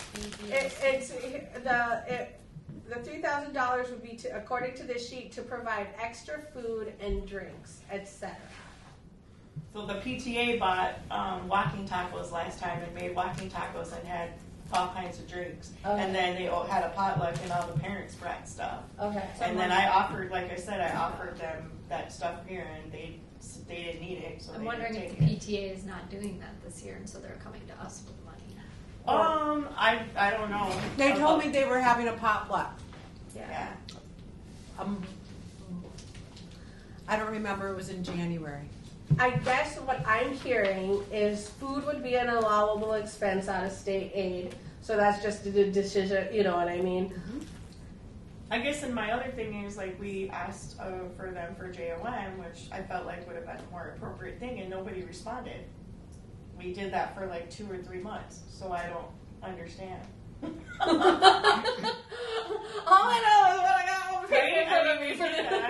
You reached out to them.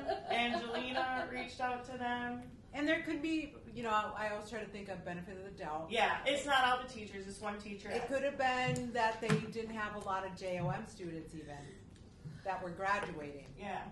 Actually, and now I'm looking harder at this $3,000 ax. It would also be for catering and an event space. Would all of that be eligible under state aid? I know food would. And a venue too. A venue too? Okay. So maybe look at it, I don't know how much, if you all want to do that, you could look at it too, like how much do you support the cohort in dollar amount? And you could potentially equal that to Massabi-Kong. I guess I would also want to offer it to the other elementary schools too if we're offering an amount. If there is, you know, if we want to have some type of end of the year banquet for our other students. I think that was the other idea that when we talked about end of the year celebration was to do that and recognize the middle school or the elementary kids, because I feel like the high school they have their graduation banquet. We just had a thing focused towards middle school, you know, even though it wasn't just for them, the powwow, but we recognize them. So like, what are we going to do to recognize the elementary students? So like, if we did an end of the year thing, that's who I would want to focus on. Of course, it would be for everyone, but it would. So that's why we called the middle school kids first, because it was at Lincoln, and that's the person who worked with them wanted them to be, you know, first there. So that's why we did that. So it wasn't that I was trying to go out of line, because I know people were like, you didn't do the element. And I'm like, well, no, this is their school. They worked on this, so we're going with them first. That's it. So to me, yeah, final answer. So, yeah. I don't know. That's an idea. We still can, I mean, the middle school thing, or the elementary thing, to have an end of the year celebration geared towards that.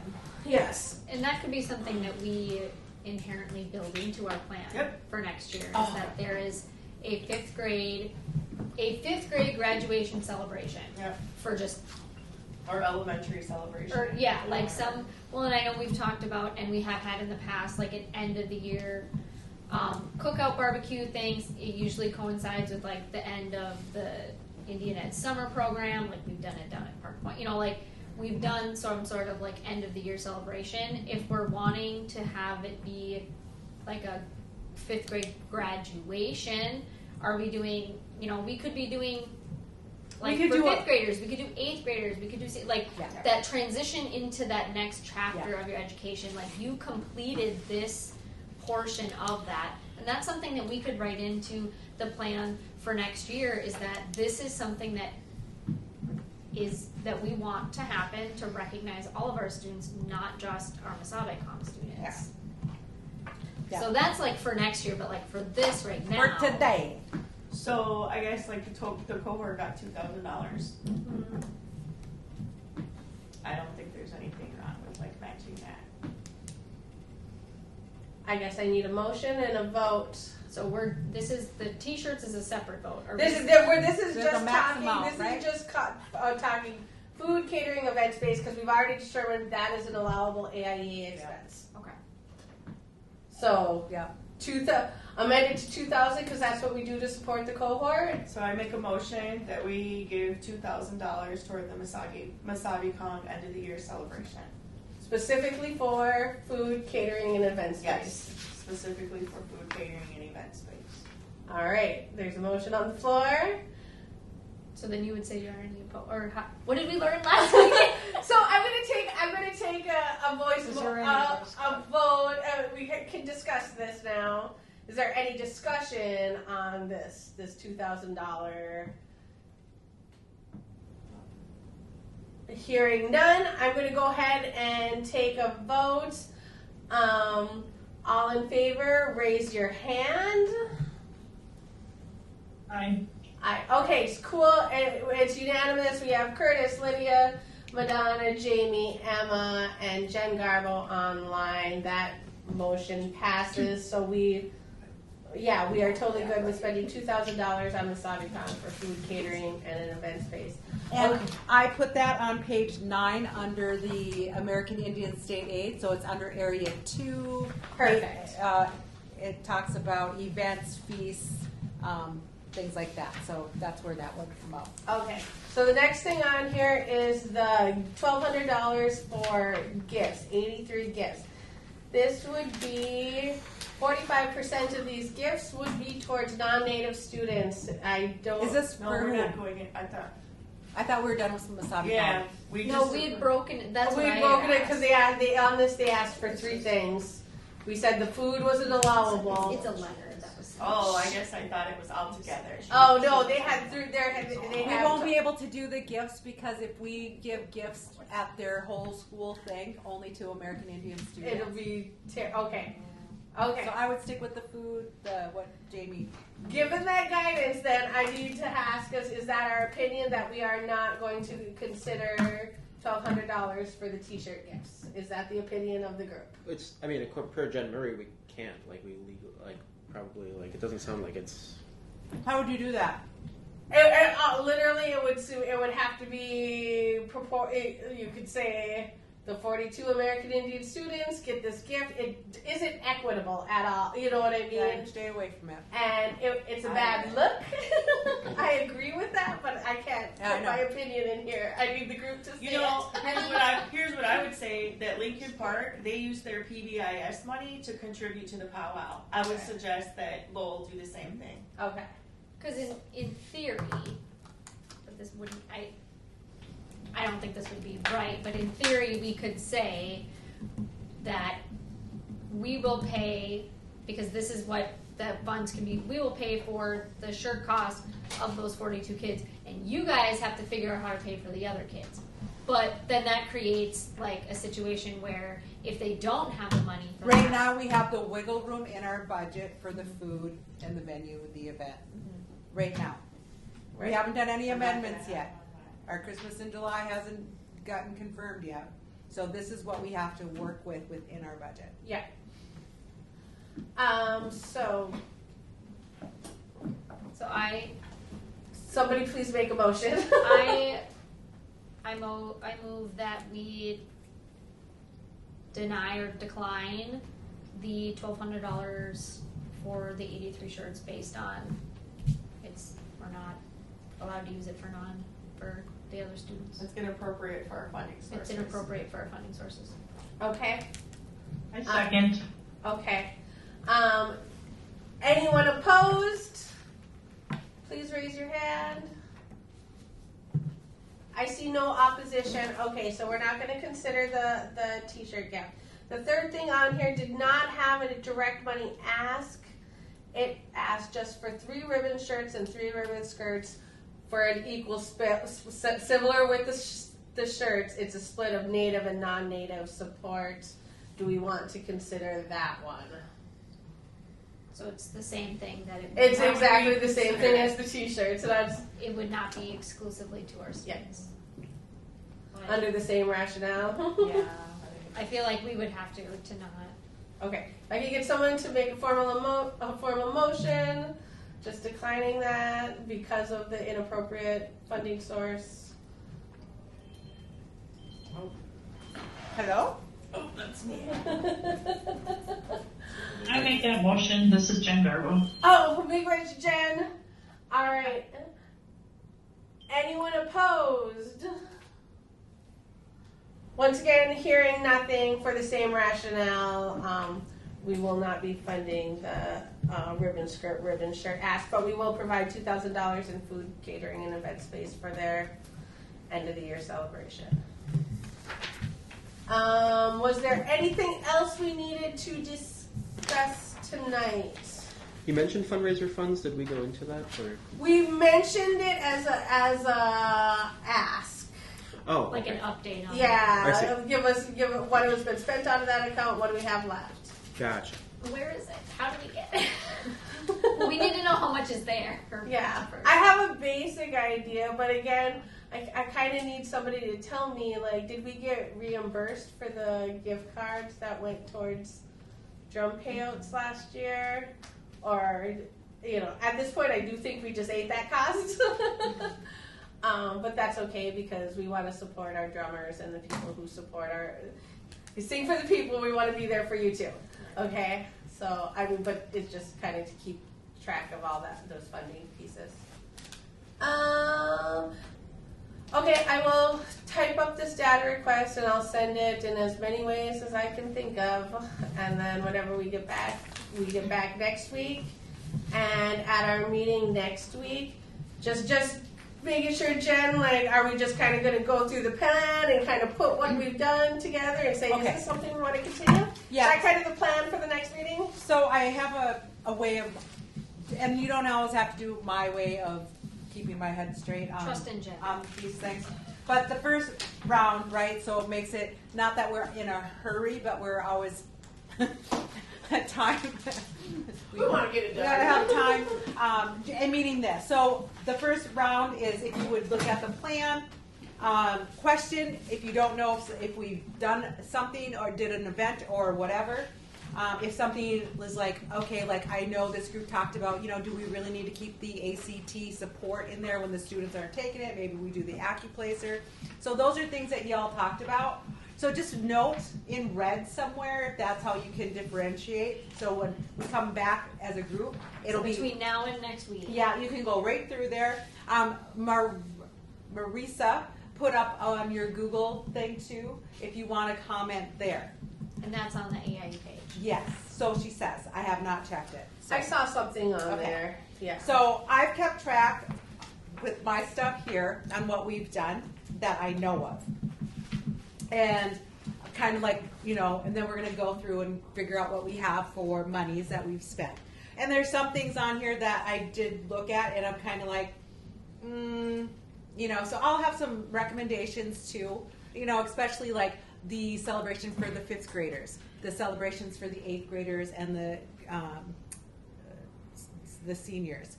And then, I was looking at like, okay, the community survey, they want more community events too. So how do we engage our families, our students, and then each school? So, Curtis isn't like, well, I don't ever do anything at my school and we've got 50 Indian kids here. so let's think about each school having become known for, like, this is where this event takes place. Like we used to do February is I Love to Read month. We used to do bingo for books every February. Like that was like a community. But or like those kinds of things. And then each school might, working with the principal. We do bingo at MacArthur. That's their thing. You're right. Or something. Exactly. So each school kind of like takes ownership too. It makes it easier for the coordinator to know, okay, the round dance is going to be at Ordine because Lincoln has the powwow. This is going to happen here. And then you just kind of get the same staff and people involved and families involved. And then people can like event hop if they want to. ACO works great for a lot of things, but the parking stinks. So, try one roof housing at the community center when I was a kid. So think we could have things there too, so people can take the bus. There's parking right there. It's right on Lake and 4th. Just a quick question, because I have tried to get a hold of somebody to rent that place, and I never can get through to anyone. Do you know who do you even go to for that? Yeah, because they're not on Parks and they're not part of Parks and No, Rec. they're not. You can call them, or might be recorded. Roxanne DeLille, I've gone through her before, so you kind of just got to do that little network quick. Yeah. But I think they were actually open too for. Because I asked Janice Fairbanks if she wanted to do her Sugar Babies book, right? Yeah. And I know that they said what dates is she available? If you also wanted to do that, I can help facilitate that. Yeah, I'd say if it's in anyone's capacity to do it, let's get whatever we can done, right? Okay. But so just remember, as we're going through this, we're looking for things that we thought might have fit us at the time. In the plan that we didn't do. We're looking at, events and cultural for each school and the grades, like you said, the 5th, the 8th, and the 12th, right? Looking at engaging the community. So like thinking about those things, maybe if MIEA, I thought a lot of people went. And I thought that, but if you wanted to cut back on that, okay. But don't worry about the money right now. What you're focusing on is the activities and the events. So go through it and say, what did we do? And what worked, what didn't? Right. And what could we do? Correct. And make sure you know how to differentiate, because like I have to write in red when I start doing that. Yeah. Okay. Or you can go on the... And be ready next Wednesday. On the I don't like doing the computer one because my brain goes somewhere. I don't know where, but I can answer questions, but I don't like editing on the. I'm one of these. So that would be great if you could do that, because then we'll be able to roll through that. And then this was the family feedback. Yes. So have that handy, we want to be fair to the parents that don't have time to be able to do what you all do. And I haven't seen like the Title VI data that was shared posted on the website yet for other people to review. Interesting. Right? I might have missed it. Sometimes I'm not completely, there, but I went looking today and I did not see it anywhere, but like everything that was in that little packet would be great for us to be able to direct someone to look at it. And I thought it would be part of this. Yeah, I don't know, maybe it's in this feedback document. It could be. It could very well be. So, Miss, what are you looking for? Title VI data. I don't think it's in here. This is just the questions. This is just the needs assessment. Questions. So like at the Title VI meeting, we got some MCA data, we got some attendance data, we got some budget information, and it was all students. It wasn't Title VI specific, but that would just be good information to help us. It broke down the sites where we have the most American Indian students. So. I've seen it in my head, and I know it was in the invite email. Yes, but I don't think it made it into a publicly available format. Okay. That that's okay. That needs to go up. Yeah. And the charts are great. Yes, I like that quick overview, and then something will catch your eye, and then you can dig. Right. Whereas if it's all on paper, you're like, everyone does it. I like the charts for a quick overview. Yep. No. So if whatever data that got shared there, if you could just get posted on the website, so we can refer people to that for like if you're so much easier. Yeah. You don't have to memorize it. No, and it's not like, oh, I'll share you this. Like, I'm gonna be honest, my email is completely full. I clear it out once a week. Mine so is if I'm not completely full responding, from it's Green not Sky. intentional. Okay. Is there anything else I can do? I don't think so. I think we'll see you next week, and we'll be working on plan feedback.